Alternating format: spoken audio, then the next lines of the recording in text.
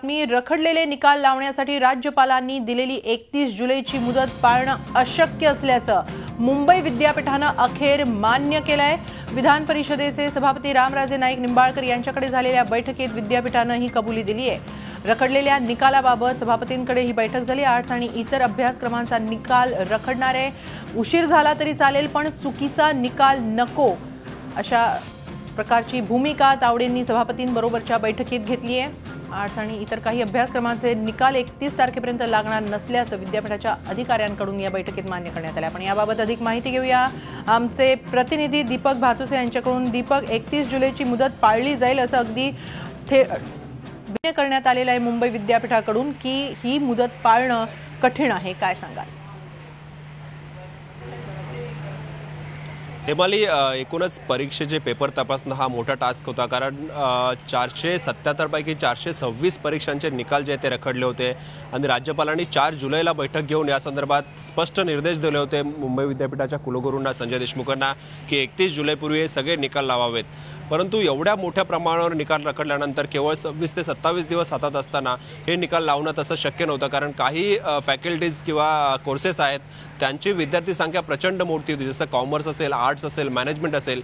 हे जे कोर्सेस आहेत, ह्या ज्या फॅकल्टीज आहेत त्याचे विद्यार्थी संख्या ही 6-6 लाखाच्या घरात आहे आणि त्यामुळे एवढ्या कमी कालावधीमध्ये या विद्यार्थ्यांची ऑनलाईन निकाल लावणं हे मोठं आव्हान होतं विद्यापीठासमोर। विद्यापीठाने त्यासाठी आता आपल्याला माहिती आहे कॉलेजेसना सुट्टी पण दिलेली आहे, परंतु एवढं करूनही आत्ता जी वस्तुस्थिती आहे त्यानुसार सर्व निकाल 31 जुलैपर्यंत लागणार नाहीत आणि ही कबुली स्वतः विद्यापीठांच्या अधिकाऱ्यांनी जी आहे ती सभापती रामराजे नाईक निंबाळकर यांच्या समोर दिलेली आहे। आज सभापतींनी या संदर्भात बैठक बोलवली होती। विधान परिषदेमध्ये 2 दिवसापूर्वी या रखडलेल्या निकालासंदर्भात जी लक्षवेधी आली होती त्याला उत्तर देताना विनोद तावडेंनी आश्वासन दिलं होतं की या संदर्भात सभापतींकडे बैठक लावली जाईल आणि निकालाची वस्तुस्थिती काय आहे, सद्यस्थिती काय आहे त्याचं प्रेझेंटेशन जे आहे सभापतींसमोर केलं जाईल।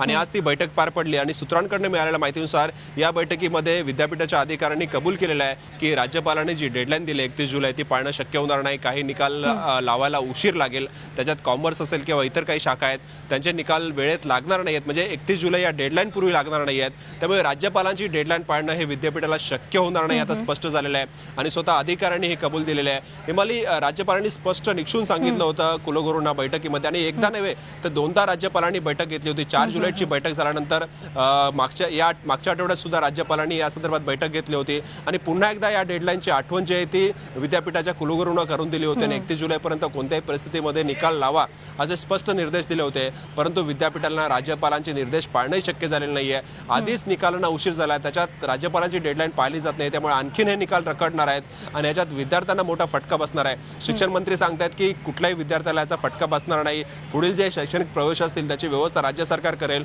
परंतु तरी विद्यार्थ्यांमध्ये दास्ती आहे की एवढे निकाल रखडलेले ते कधी लागतील आणि कमी कालावधीमध्ये जास्त निकाल लावायचे असल्यामुळे विद्यापीठाकडनं सुद्धा घाई केली जाते आणि त्याच्यात कदाचित या सगळ्या पेपर तपासणीमध्ये आणखीन गोंधळ होण्याची सुद्धा भीती व्यक्त केली जाते। हिमाली, धन्यवाद दीपक, आपण दिलेल्या या सविस्तर माहितीसाठी।